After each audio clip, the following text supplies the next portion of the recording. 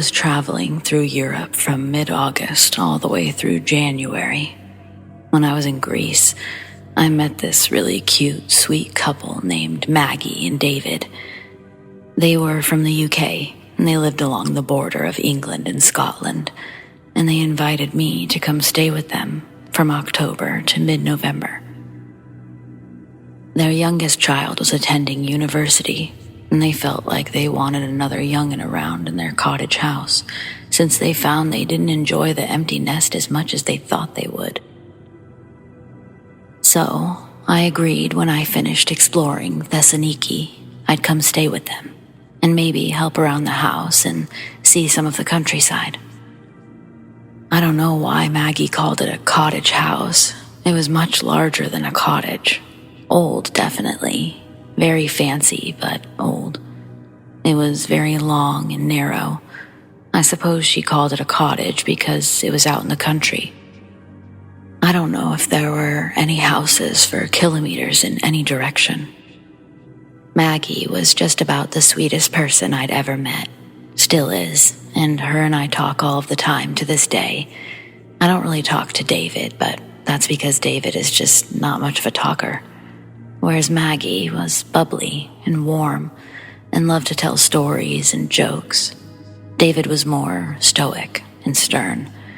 That isn't to say that he's mean or anything. He was quite friendly, but he just didn't talk very much, and certainly didn't joke around and wasn't much of a storyteller.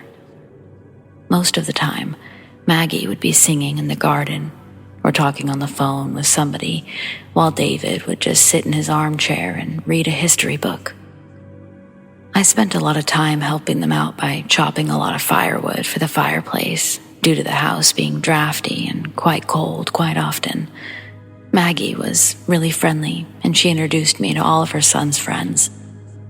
I actually really hit it off with them, and sometimes we would leave the countryside and go to the nearest town, get a few pints at the pub. Halloween was soon approaching, and we made plans to have some sort of celebration, maybe by going to one of those old cemeteries and playing with a Ouija board or something. No plans were yet solidified, but we were in the midst of making something. So, that's basically the backstory. Onward with what leads up to the event.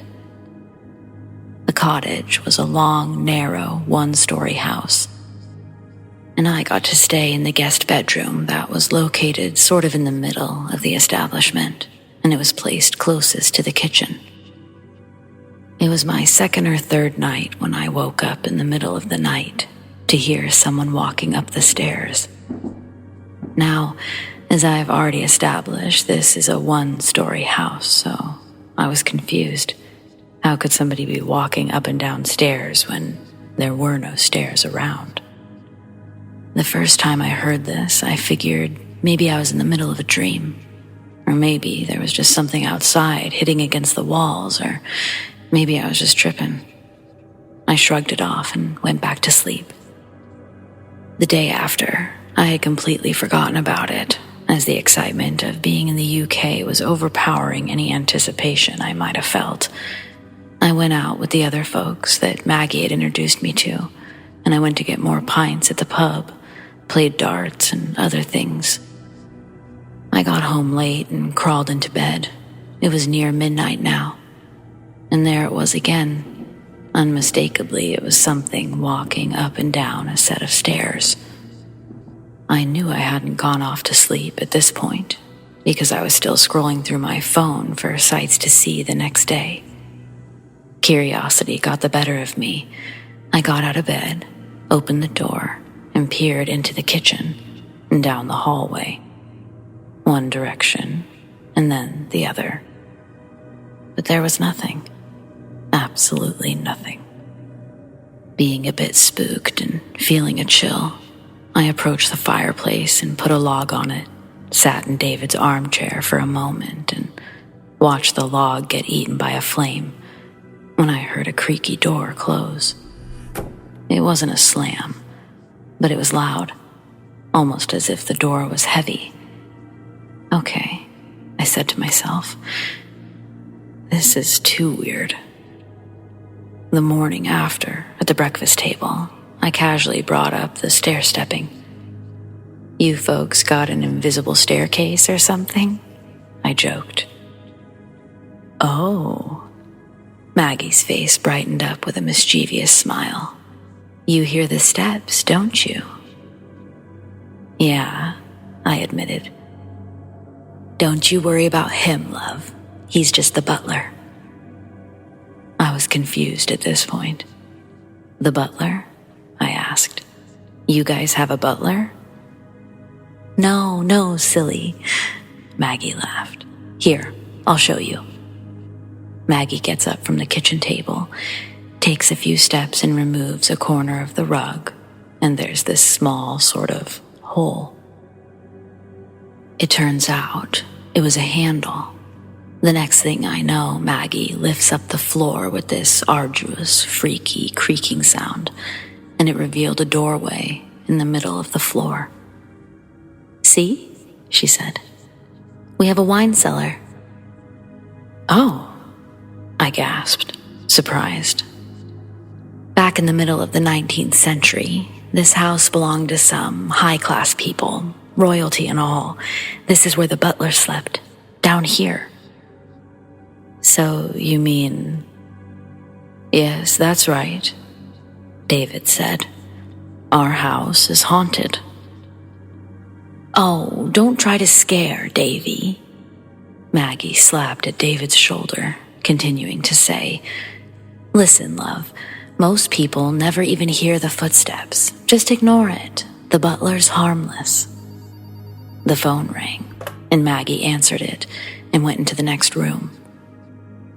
Hey, the butler's harmless, David said. Then, whispering, almost to himself it seemed, he continued, It's the other one you gotta worry about. I asked, The other one? Hey. He leaned forward a bit as he spoke. The lady of the house. You're trying to scare me, aren't you? It's almost Halloween and all, and you're poking at a bit of fun with the foreigner, right? I'm afraid not. David was all seriousness. Like I said, he really wasn't much of a jokester. This was the most I'd ever heard him even speak. Listen, a long time ago, the lady of the house lost her child after a few weeks of the infant being born, and she became stricken with grief naturally. Not long after, she went completely mental, or so the story goes. The husband tried to get her help, and her family tried to get her help, but nothing was to be done of it. The husband left, many of the servants left, and the only one who stayed was the lady of the house, the loyal butler. Losing a child made her start to become a bit touched, but her husband leaving had made her go completely nutty. The family was concerned, of course, but more so they were embarrassed. It didn't look good for a family of that stature. They wanted to quietly whisk her away and have the lady put into an asylum. The lady of the house found out about this news from the butler. Well, after losing her husband and her baby, the last thing she would ever want to lose is her home. She swore that nobody would ever remove her from her house. She swore it. And hearing this information, coming not from her closest family, but her servant, well, that sent her into a rage, paranoia, and a sense of betrayal. Rumor has it she poisoned the butler, and he died down there in the cellar. When her family came to have her taken away in a straitjacket and placed in an asylum, that's when they stumbled upon the horrific stench, the stench of a decomposing body down below. She denied nothing, being dragged out of her house by her own family and the policeman. She swore she would never leave the house. Not completely. She vowed one day, that she would return and when she returned, she'd be at home for good and forever. Or so the story goes. I was in shock. I was mortified. I couldn't finish eating my breakfast. "And the lady?" I asked. "Well, lad," David said, "she's the lady of the house, of course. And she's still here, lingering in the walls, and she's part of the window panes and the floorboards. She's in the lamplight, in the dark corners. As long as we never forget that, and as long as we are respectful, no worries are needed." "I only hear the footsteps, though," I concluded. "Oh, give it time." David was writing from his chair at the kitchen table. "She makes her presence known when she wants you to know." "Is she an angry, scary sort of spirit?" "Well, she doesn't much care for people living in her house. But she's not of this world anymore. She's not in charge anymore, as much as she would like to be." "Davy!" Maggie entered the room yelling, "What are you telling our guests?" David grimaced at her, saying, "The truth, Margaret. I was telling the truth." And that was that. David sauntered away and sat in his armchair by the fireplace, began to read the newspaper like nothing bone-tingling was just dumped on my lap. The next few nights were rough. I had trouble sleeping. As soon as the footsteps up and down the stairs started, my hair would stand up on the back of my neck. I would become paralyzed, too scared to open my eyes and search the room. I couldn't help but shake the feeling someone was in the room with me, standing in the dark corner, behind the shadows, just glaring at me with disapproval. This could have all been in my mind, I understand. I heard a scary story, and the next thing I knew, I was convincing myself I was not imagining things. It happens to everyone, right? Well, for 3 nights in a row, I lay in bed, too scared to move until the break of dawn, and if I'd had to go to the bathroom, I just held it. But on the 4th night, I was laying in bed, shivering. The footsteps began, and then there was a knock on my bedroom door. "Maggie? Is that you?" No answer. "David? Hello?" No answer. Then there was a scratching at the door. A scratch, scratch, scratch on the other side of the door. I'd been holding it up until this point, but shortly after I relieved myself unknowingly, and I lay in a wet puddle, still too horrified to move. The morning after was Halloween. I did my laundry because, well, yeah, my accident. After it was all done, I didn't spend much more time in the house. I hung out with the friends I'd made in the village, and we lounged around basically. Before it got dark, everyone had to go home to meet up with their families, and we decided we'd reconvene later that night. I was dropped off at the cottage, and I hesitantly went inside. Maggie and David were by the fireplace watching the television. I didn't want to be alone, so I sat on the sofa and watched some sitcom with them. I couldn't understand a word of it, though. The dialect and the slang, they were all still pretty foreign to me. It didn't matter, though. It's not like I was able to focus anyway. It was nearing dark, and I found myself constantly peering out the window, hoping to see the headlights of one of my friend's cars approaching. No such luck. Boom. A door slammed. The lights all went out. The television turned off. Pitch black. Silence. "Bloody hell," Maggie said. "She's here." The lights flickered back on quickly.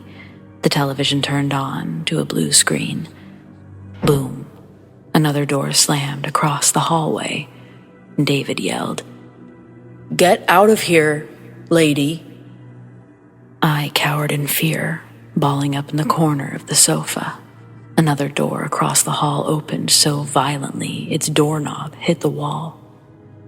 Then there was total silence. Suddenly, faintly, a crying sound was heard. "Oh, she's at it again," Maggie said.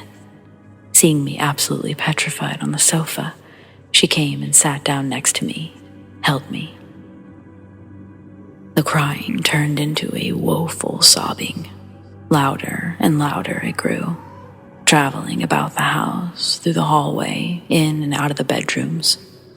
Boom. Another door slammed. The lights went out. Pitch black.